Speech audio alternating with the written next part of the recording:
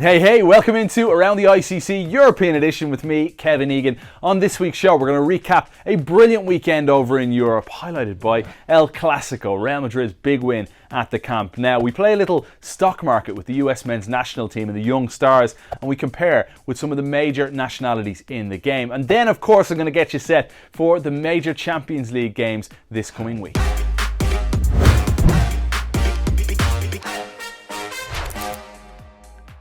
We start with our league recaps, kicking off in La Liga with El Clasico. Real Madrid winning by 3-1 on the road in Catalonia. Now, was it a penalty? That's the question mark going across the entire football world right now. Clement Lenglet grabs the jersey of Sergio Ramos. The referee heads to the VAR booth and says, yes, it is a penalty. And my point on this is, it's 2020. You cannot grab the jersey of an opponent, even if it's only a slight little tug, and expect to get away with it when the referee looks at the monitor. Ramos steps up, puts it away. He scored 23 straight penalties. Barcelona couldn't respond. Luka Modric finishes the game off. Elsewhere over in La Liga, Atletico Madrid with a wonderful 2-0 win against Real Betis. Llorente with a cheeky little first goal, the second in stoppage time by Luis Suarez. Sublime performance again from Jan the Man Oblak, keeping a clean sheet. And Real Sociedad winning by 4-1 against Huesca. You just can't stop this La Real side right now. Sitting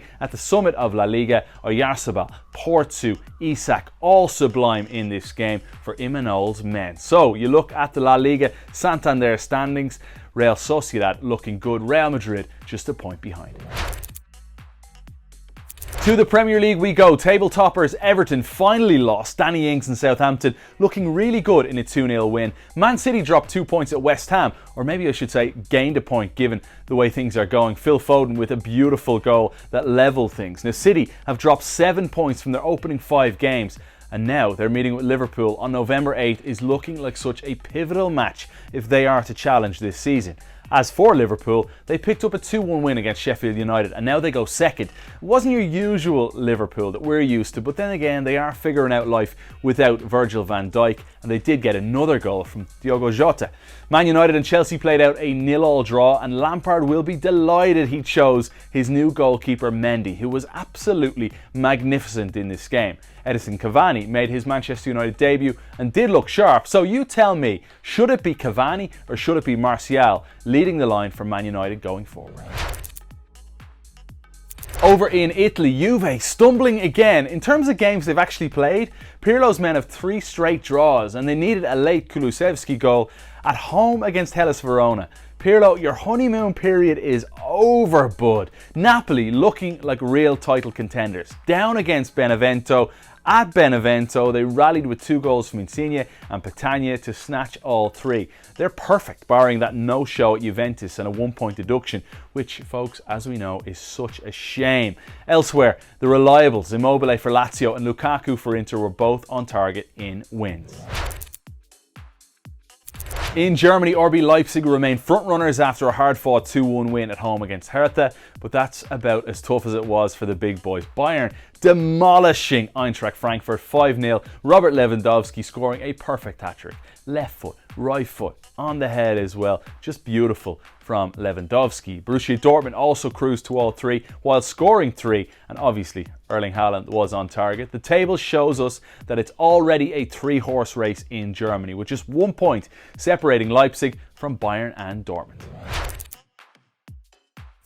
We've talked about it before, with so many class young players for the US men's national team performing brilliantly at their clubs over in Europe, we decided to head across the Transfermarkt and check out their valuations right now. And here's the top 5 for the US men's national team. In at number 1, yes, it's obviously Christian Pulisic. $66 million is his valuation on Transfermarkt. At 2, we take quite the jump down. It's $22 million for Serginho Dest.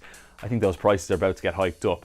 Level with him on $22 million is Weston McKennie. $17.6 million is Tyler Adams, and 16.5 Gio Reyna. Love your thoughts on these. Reyna especially, you can bump that up to about 60 million, I would say, at this rate. So when you compare to the most valuable squads on the international scene right now, here's your top 3. In at number 1 is England. Their squad right now, guys, get this, is worth £1.52 billion.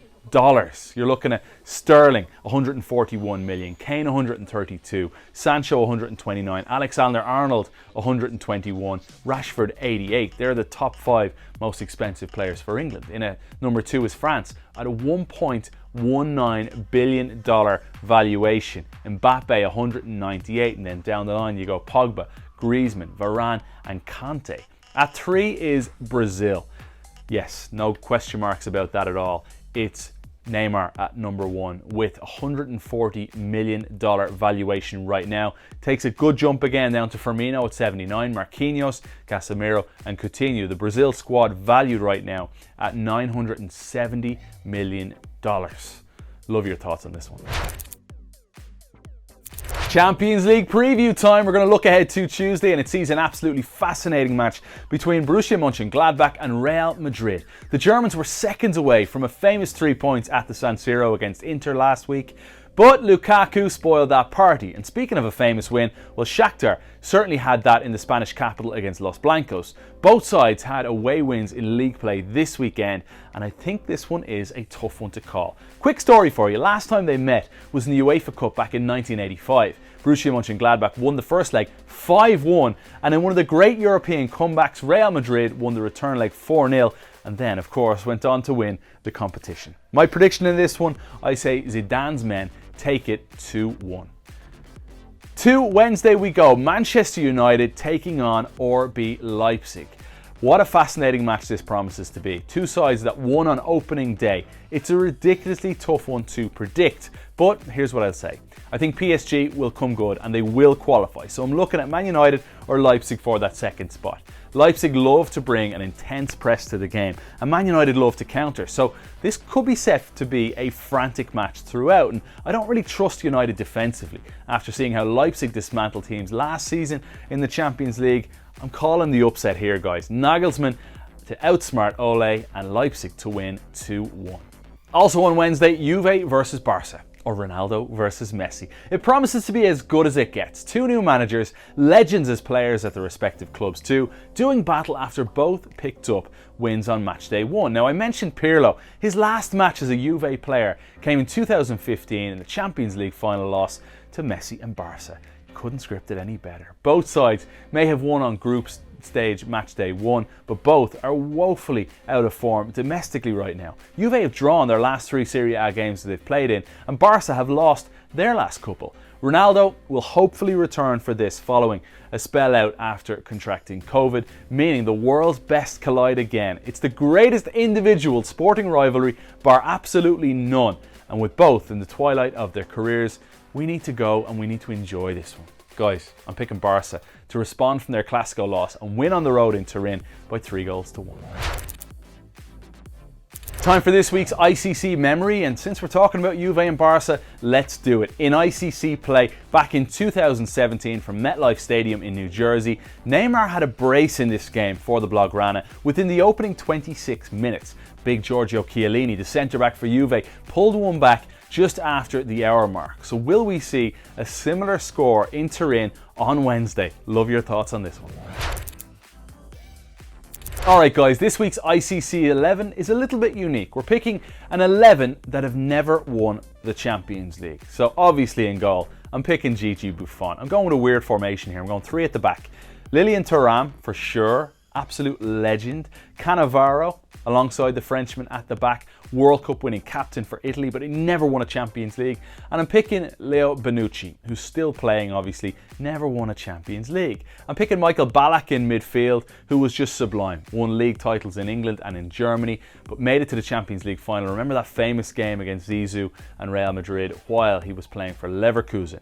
In midfield, I'm going George Weah, the legend that is George Weah, Pavel Nedved, Roberto Baggio, and Kylian Mbappe. And up front, no question about it at all, Zlatan Ibrahimovic alongside phenomenal, the Brazilian Ronaldo. Love your thoughts. What do you think, guys? Who am I missing? Alright folks, we love you, but we gotta go. As always, check out internationalchampionscup.com for all the best content and European football news. Until next week, from me, Kev Egan, and our classy team, take care.